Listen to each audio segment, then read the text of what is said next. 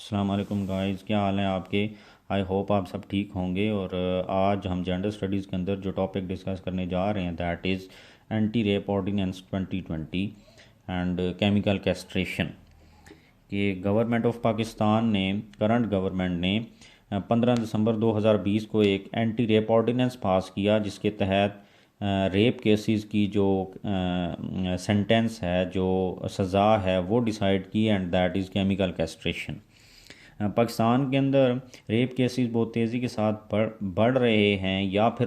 पहले भी हो रहे थे, बट मीडिया या सोशल मीडिया या इस तरीके से वो सामने नहीं आ रहे थे जिस तरह के अभी हो रहे हैं। तो अभी हमने रिसेंट कुछ पिछले सालों के अंदर देखा कि वो ज़ैनब केस था, इसी तरीके से ये जो फरिश्ता वाला बच्ची वाला केस हुआ, या पीडोफिलिया मतलब चाइल्ड रेप के अंदर मेल जो है, जो रेप अटेम्प्ट करता है किसी मेल चाइल्ड के अगेंस्ट या बच्चियों के अगेंस्ट, जैसे मैंने हवाला दिया दो का एग्जांपल्स हैं, फरिश्ता एंड ज़ैनब की। तो इस तरीके से ये जो केसेस हैं, इनको इरेडिकेट करने के लिए गवर्नमेंट ऑफ पाकिस्तान ने ऑर्डिनेंस पास किया, जिसके तहत डिसाइड की उसकी सज़ा केमिकल कैस्ट्रेशन परपिट्रेटर की। तो हुआ ये कि पाकिस्तान के अंदर, जैसे मैंने पहले बताया कि पीडोफिलिया जो है, पीडोफिलिया का आपको पता होना चाहिए, एक जार्गन के तौर पर आपने इसके अंदर लिखना भी है जहाँ पर आपको ज़रूरत पड़े किसी टॉपिक के अंदर,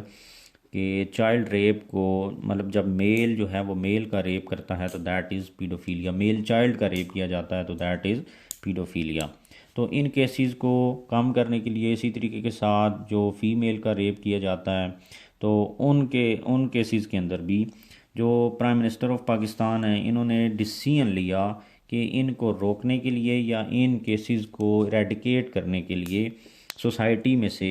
एक सज़ा तजवीज़ की जाए, एक डिसाइड किया जाए कि किस तरीके से हमने इनको ख़त्म करना है। तो पीएम ऑफ पाकिस्तान इमरान खान ने क्या किया कि ये डिसीजन लिया कि इनकी केमिकल कैस्ट्रेशन की जाए, इनको नामर्द बना दिया जाए जो भी इस तरीके की अटैम्प्ट करता है।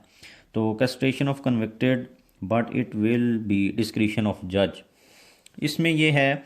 लॉ के अंदर कि गवर्नमेंट ने एक ऑर्डिनेंस पास करके लॉ बना दिया, बट ये डिस्क्रिशन ऑफ जज है कि अगर कोई परपिट्रेटर डिसाइड हो जाता है, कोई बंदा कन्विक्ट हो जाता है अदालत के अंदर, तो जज के पास ये पावर होगी कि वो उसके लिए जो सज़ा तजवीज़ करेगा वो केमिकल कैस्ट्रेशन के लिए ऑर्डर करेगा, या फिर उसके लिए कोई और इम्प्रिजनमेंट 3 साल 6 साल 7 साल जो भी वो डिसाइड करता है वो दे दे। गवर्नमेंट का काम था लॉ बनाना, अब ये इंटरप्रिटेशन उसकी जज करेगा। इसके बाद इंटरनेशनल लॉ है। गवर्नमेंट जो है वो उसने इंटरनेशनल लॉ को फॉलो करते हुए केमिकल कैस्ट्रेशन की जो सज़ा थी ये डिसाइड की, बट जो पब्लिक रथ था, पब्लिक का जो गुस्सा था इन केसेस के बाद, वो ये कह रही थी पब्लिक कि इनको पब्लिक प्लेसेस के ऊपर हैंग किया जाए परपिट्रेटर्स को। बट इंटरनेशनल लॉ इस चीज़ की इजाज़त नहीं देता। हमने इस इंटरनेशनल सोसाइटी के अंदर रहना है और इंटरनेशनल फोरम्स के ऊपर फिर हमें जो है इन चीज़ों का जवाब भी देना होता है। तो इस वजह से इंटरनेशनल लॉ को फॉलो करते हुए हमने उस चीज़ की तरफ तो नहीं गए कि पब्लिक हैंगिंग की जाए इनकी, बट हमने जो इंटरनेशनल लॉ इजाज़त देता था, हमने केमिकल कैस्ट्रेशन को चूज़ किया कि ये किया जाए। फिर उसके अलावा गवर्नमेंट ने क्या किया कि स्पेशल कोर्ट्स बनाने के लिए ऑर्डर किया, जो कि स्पीडी ट्रायल करेंगी और एक केस जो है वो 4 महीने के अंदर डिसाइड करेंगी और उसके बाद उस परपिट्रेटर को सज़ा दी जाए। फिर 3 years of imprisonment for police who shows the negligence in investigation. अगर कोई पुलिस ऑफिसर इस तरीके के केसेस के अंदर नेग्लिजेंस शो करता है या किसी भी तरीके के साथ वो इन्वेस्टिगेट सही नहीं करता इन केसेस को, तो उसके लिए 3 years ऑफ इम्प्रिजनमेंट डिसाइड की गई। ये तो था एंटी रेप ऑर्डिनेंस 2020 जो 15 दिसंबर को पास किया गया। अब लॉ तो पास हो गया, बट क्या है रिएक्शन ऑफ लॉ एक्सपर्ट्स, क्या कहता है लॉ एक्सपर्ट जो हैं, जो वकला हैं, जो बाकी लोग हैं, वो इसके ऊपर क्या रिएक्शन देते हैं, उनका क्या कहना है इस लॉ के ऊपर। वो क्या कहते हैं कि castration is irreversible process and may cause irreparable loss of the victim. वो कहते हैं कि अगर एक जज जो है, क्योंकि केमिकल कैस्ट्रेशन टेक्नोलॉजी के इम्प्रूव करने की वजह से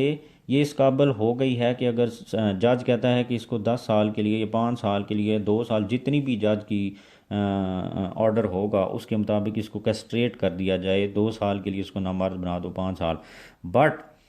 लॉ एक्सपर्ट्स क्या कहते हैं कि कैस्ट्रेशन एक इरिवर्सिबल प्रोसेस है, कि अगर जज ने ऑर्डर कर दिया 5 साल के लिए तो वो 5 साल से पहले पहले रिपेयर नहीं हो सकता।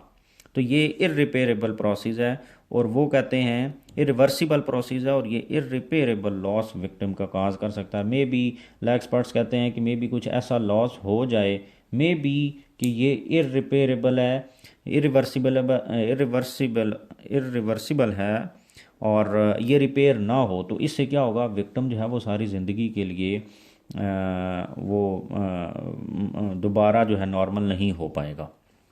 सिमिलरली वो कहते हैं कि पाकिस्तान के अंदर जो जुडिशल सिस्टम है ये बड़ा वीक है, इसके अंदर बड़े लूप होल्स हैं, और सम टाइम मेल मिलाप की वजह से या किसी मिस इन्फॉर्मेशन की वजह से या प्रॉपर जो इन्वेस्टिगेशन या इंटरोगेशन होती है वो प्रॉपर ना होने की वजह से सम टाइम्स ऐसा होता है कि लोअर कोर्ट्स के अंदर जो लोग हैं, जो परपिट्रेटर होता है उसको सज़ा हो जाती है, बट हायर कोर्ट्स के अंदर जाकर वो इनोसेंट प्रूव हो जाता है। उसकी एग्जांपल वो कहते हैं कि एक बंदा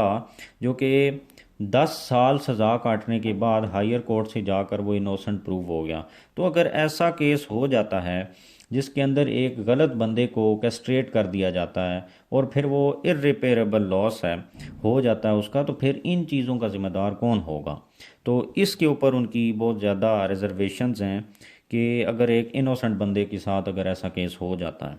फिर ये कि वो कहते क्या हैं कि किस तरीके के साथ ये चीज़ ख़त्म की जा सकती है, ये मीनेंस, हम ये लानत कैसे अपनी सोसाइटी से ख़त्म करेंगे।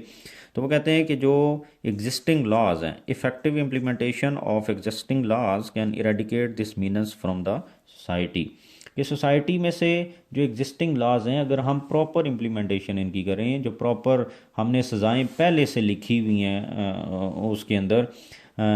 जो कॉन्स्टिट्यूशन भी कहता है और बाकी जो सज़ाएं जो हमने पहले से डिसाइड की हुई हैं, अगर उनको प्रॉपर तरीके से यूज़ किया जाए और प्रॉपर इम्प्लीमेंटेशन ऑफ लॉ की जाए, तो ये मीनस सोसाइटी में से ख़त्म की जा सकती है, कैस्ट्रेशन की ज़रूरत भी नहीं पड़ेगी। तो ये था हमारा एंटी रेप ऑर्डिनेंस। ये अगर हमसे वो किसी क्वेश्चन के अंदर आम तौर पर कमेंट्स पूछ लेता है, तो कमेंट्स के अंदर हमें ये रेफरेंस पता होना चाहिए, और फिर ये जो रिएक्शन ऑफ लॉ एक्सपर्ट्स हैं हम इसको भी अपने ओपिनियन के तौर पर लिख सकते हैं, और इस तरीके से हमारा ये क्वेश्चन जो है वो सॉल्व हो सकता है।